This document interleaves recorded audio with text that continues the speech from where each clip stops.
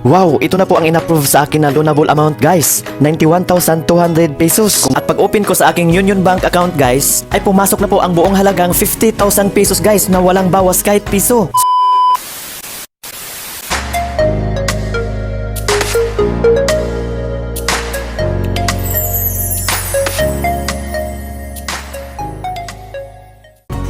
Hello everyone! Magandang araw po sa lahat. This is Melvin once again and welcome back to my YouTube channel.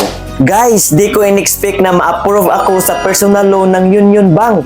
Sinubukan ko lang naman na mag-apply. So yun, 91,200 pesos kaagad ang in-approve sa akin na amount na maaari ko raw i-loan. At yan ang ibabahagi ko po sa inyo ngayon for today's video. Sa 91,200 pesos na in-approve sa akin guys, 50,000 pesos lang po ang hiniram ko. Sobrang laki na po kasi yung 91,000 pesos.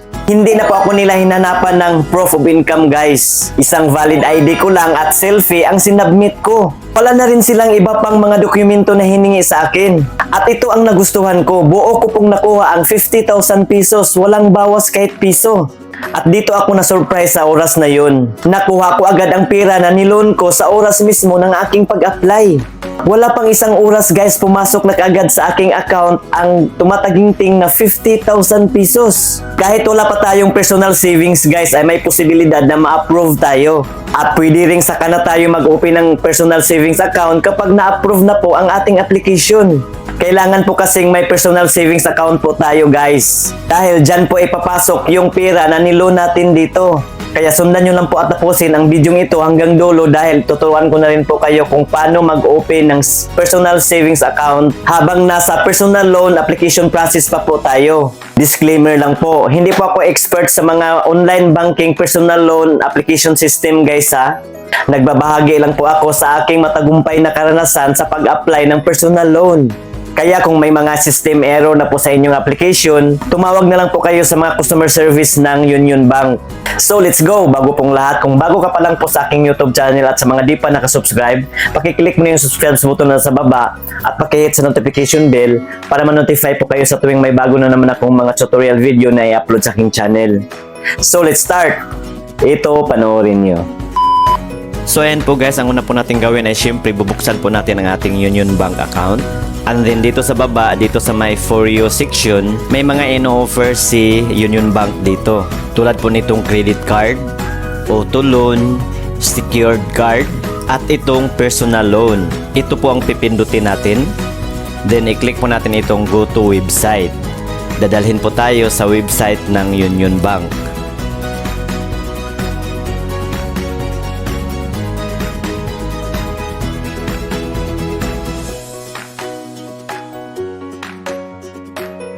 At may tanong dito guys, do you have a credit card where you are a principal card holder?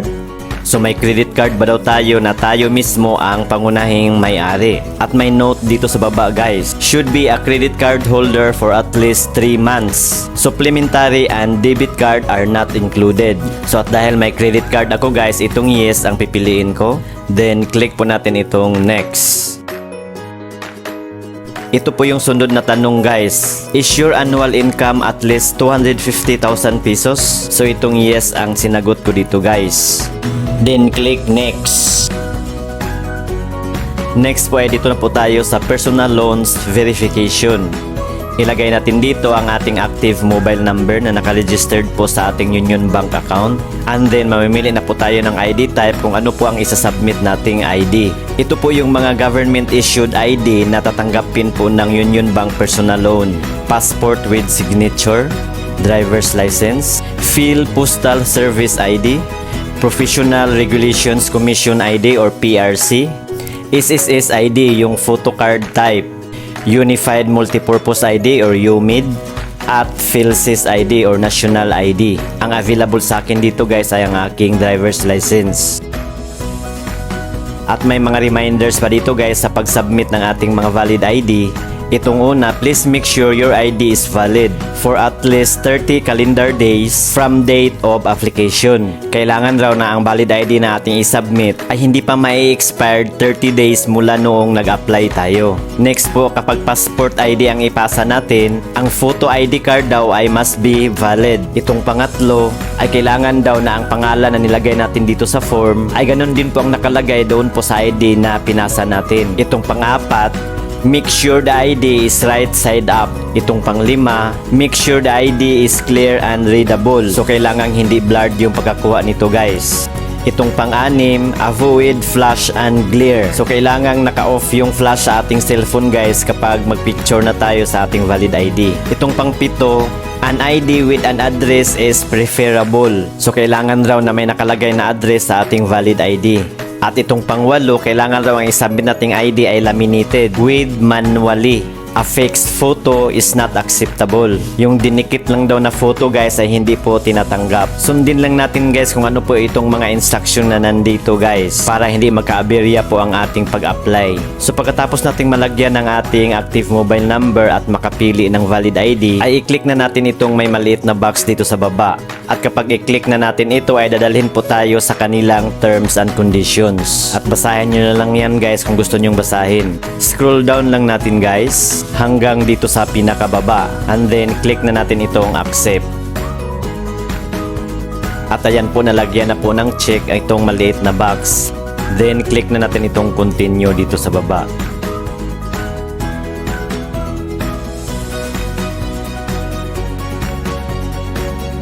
And then mag-send po ng OTP ang Union Bank sa ating mobile number na nilagay. At kapag nalagyan na natin dito ng OTP ay automatic na po itong magni-next. So dito na natin pipicturean ang ating valid ID guys.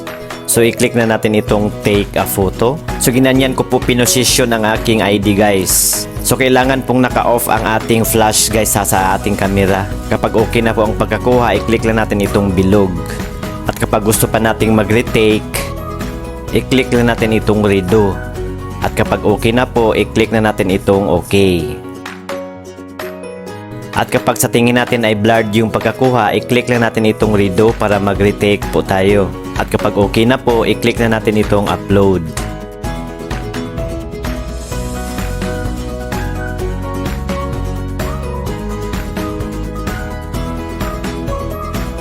Sa harap pala yun ng ating ID guys, yung pinicturean natin una. Itong sunod ay sa likod na ng ating ID, ang pipicturean natin. At ginanyan ko na rin pinosisyon guys. So ganun pa rin ang ating gagawin. Kapag okay na, i-click na natin itong okay.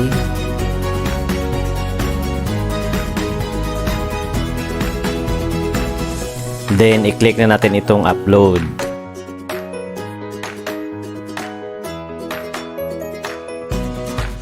Next po ay magsi-selfie na po tayo guys. At ito po yung mga reminder sa ating pag-selfie. Face forward and make sure your eyes are clearly visible. Remove your glasses if necessary. At kapag ready na po tayo, i-click na natin itong continue. Itapat lang natin ang ating mukha dyan po sa may circle guys. At pagkatapos nating mag-selfie, ay ito na po ang next. Dito na po tayo mag-fill up ng ating personal information. Una po dito ang ating title. Kung lalaki po tayo, Mr. Kung dalaga, Miss. Kapag may asawa ng babae ay itong Mrs. At dito sa ating first name, middle name at last name ay naka-autofill na po yan guys. Yan po ang nadetect ng kanilang system doon po sa ating valid ID na sinubmit. I-edit lang natin yan guys kung may mga mali. At kapag wala po tayong middle name guys, i-click lang natin itong may maliit na box. Itong may nakalagay na I don't have middle name. At dito sa baba ay nakalagay na rin ang ating ID number na nadetect nila sa ating valid ID na pinicturean kanina. At ang ating birth date. I-edit lang natin yan guys kung may mali po silang nadetect. Next po ay ilagay po natin dito ang ating active email address. At kapag napilapan na po lahat guys, ay i-click po natin itong may maliliit na box dito sa baba. Itong una, ito po yung personal loan terms and conditions ng Union Bank. Pag-click po natin yan ay dadalhin po tayo sa kanilang terms and conditions. Scroll down pa rin natin yan hanggang dito sa pinakababa. I-click natin itong accept. At ayan po, nalagyan na po ng check yung dalawang box. And then click po natin itong confirm and continue.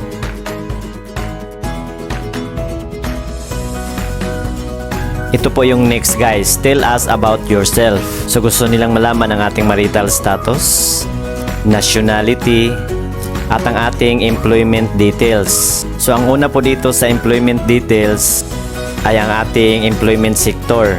So may mga pagpipilian po tayo dito guys. So ang pinili ko po dito ay itong private sector dahil private company po ang pinagtatrabahoan ko. Next po ay nature of business or company. May mga pagpipilian po tayo dito guys. Next po ay hingiin po nila ang ating tax identification number or TIN. Kailangang meron po tayo nito guys. Next po kung ano po ang purpose ng ating pag-loan. So may mga pagpipilian po tayong mga loan purpose dito guys. Ang pinili ko po dito ay itong others. Example itong travel, repair, renovation, etc. At dito sa gross annual income guys, income po natin ito sa isang taon. So ang nilagay ko po dito guys ay 250,000 pesos. Tulad ng sinabi ko, hindi naman sila nanghihingi ng proof of income. At pagkatapos nating ma-fill up pa nito, i-click na natin itong confirm and continue.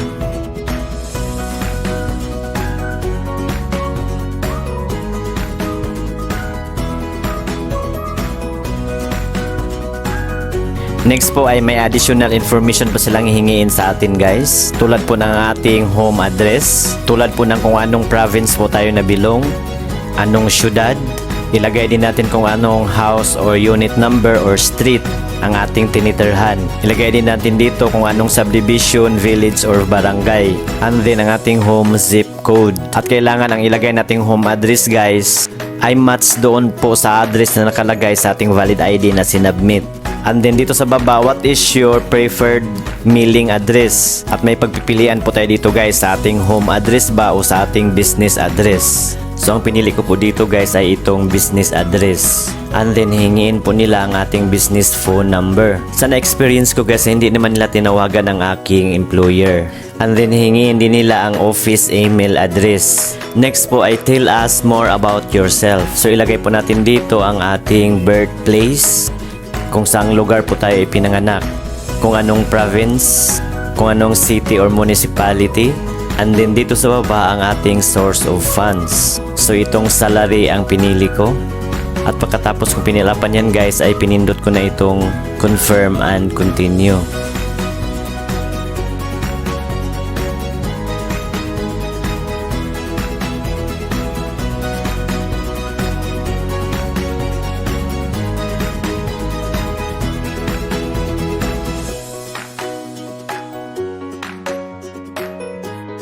At ayan po guys, waiting for application status na po.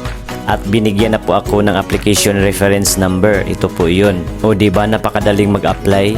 Yun lang po ang pipilapan nating form. At nakalipas ng mga ilang segundo guys, ay may na-receive na akong text messages galing po sa Union Bank. At ito po yung mensahe. Hi Melvin, we are happy to share that your personal loan application has been approved. You can proceed to get your loan by visiting this link. So may link po silang sinend guys. Ito po ang pipindutin natin para makaproceed po tayo sa ating loan application. Pag click natin yan, mag-pop up ito. I-click natin itong open. And then dadalhin naman tayo doon po sa kanilang website. Wow, o diba? Ang bilis ng result guys. You are approved for a Union Bank personal loan. Avail of your loan in just a few steps. So i-click na natin itong claim now.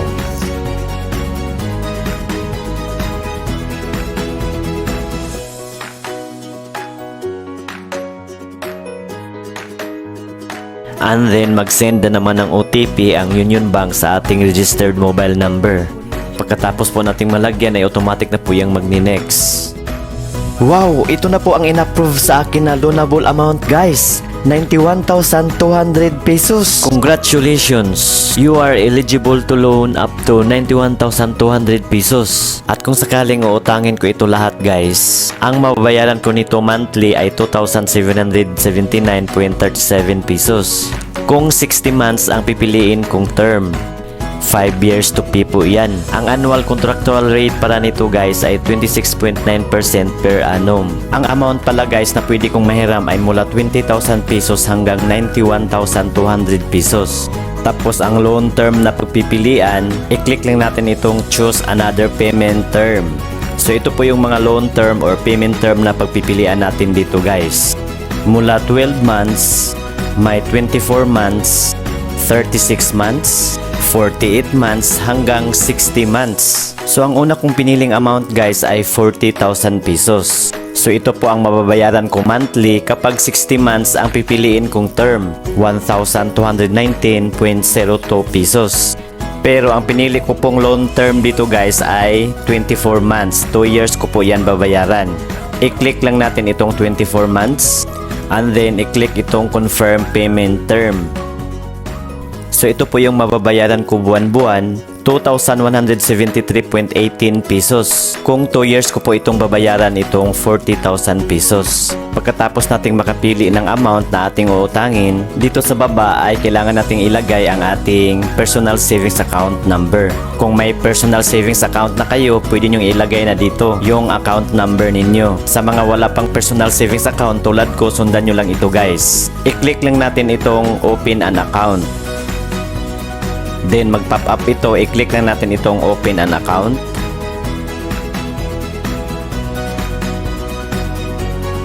So ito na po yung personal savings account guys. At ito po yung mga benefits.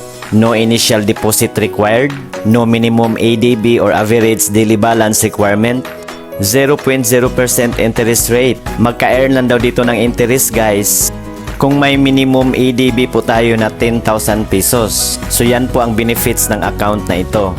Next po, ilagay po natin ang ating mother's maiden name, yung buong pangalan ng ating nanay sa dalaga pa. At pagkatapos nating malagyan dito sa baba, ay pindutin po natin itong may dalawang box.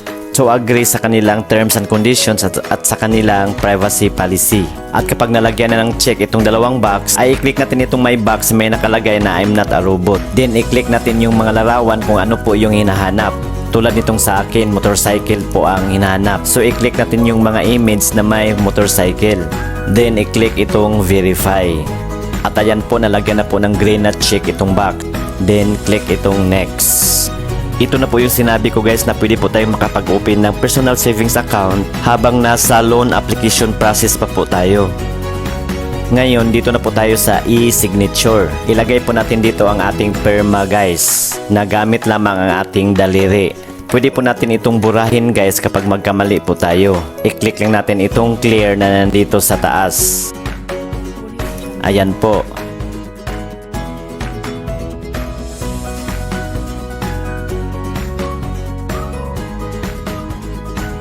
At kapag okay na po, i-click na natin itong submit. Kailangan stable po ang ating internet connection nito guys ha, kapag mag-apply po tayo para mas mabilis ang application process.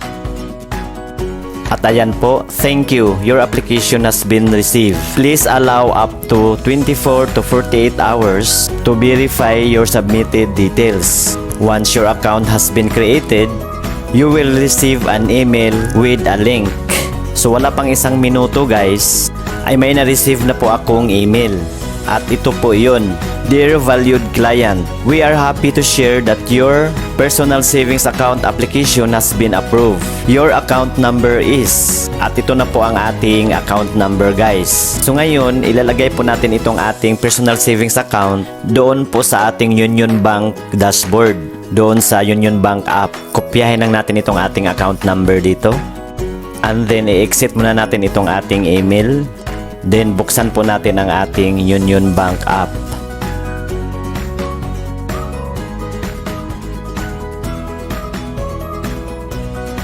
So nakalagay na po dito ang aking personal loan account guys. Ito po ang aking credit card. Ito naman ang aking Play Everyday debit card. Zero balance po yan guys, wala po yang laman.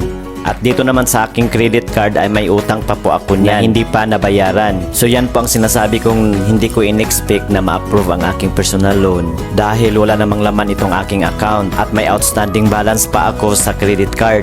At dito naman sa aking personal loan ay 00 pa po ang nakalagay dyan. Yan po kasi ang in-applyan ko ngayon. So ngayon guys, idagdag natin dito ang aking personal savings account. Ang una po natin gawin ay i-click po natin itong add or manage dito sa taas sa may gilid. Then dito po tayo sa add account, i-click po natin yan. And then dito po tayo sa existing account.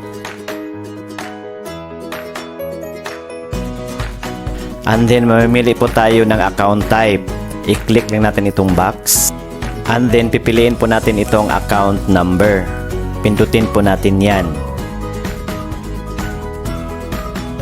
And then dito po natin ilagay yung account number na sinend nila doon po sa ating email address.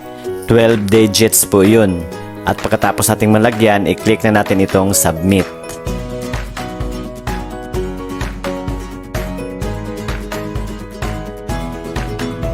At kapag may mag-pop up na error guys, tulad nito, i-click lang natin yung OK. And then click submit ulit.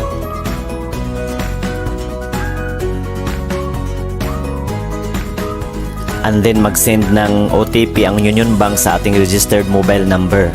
At pagkatapos malagyan ng OTP, automatic na po yung magni-next. At ayan po, successful na po guys. So ngayon punta na po tayo sa ating dashboard. Click natin itong back to dashboard. So ito na po yun guys, nadagdag na po dito sa dashboard ang ating personal savings account. And as you can see, zero balance pa po yan. So ngayon, ipagpatuloy na natin ang aking personal loan. Balik po tayo sa aking email guys. Then pindutin po natin yung binigay nilang link para makapag-proceed na po tayo sa aking personal loan. Itong link na ito guys, ito po ang pipindutin natin no.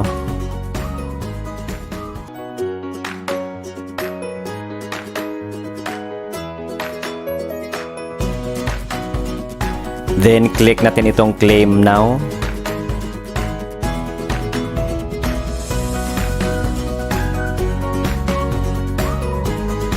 Then ilagay yung OTP na sinend sa ating registered mobile number.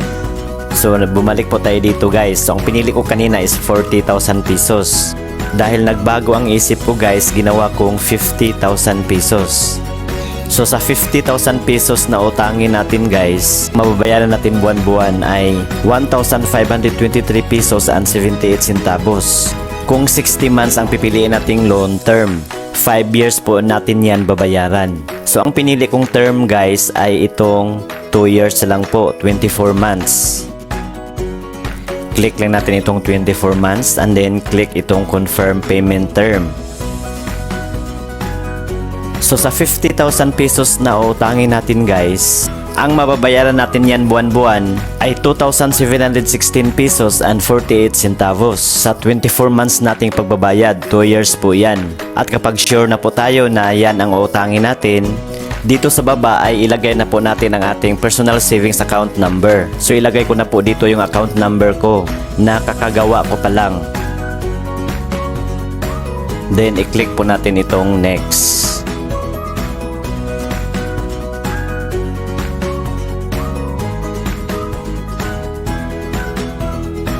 So ito na po ang summary guys. Loan amount 50,000 pesos. Ang monthly installment due 2,716.48 pesos per month. Tenor o loan term 24 months. Annual contractual rate na 26.9% per annum. And then ang processing fee na 1,750 pesos. And then dito sa baba, ito na po ang aking disbursement account details. Scroll down lang natin guys. I-click lang natin itong may dalawang box dito sa gilid para sa kanilang terms and conditions and agreement. At kapag nalagyan na ng check yung mga box, i-click na natin itong Get Loan Now. Then click itong Proceed.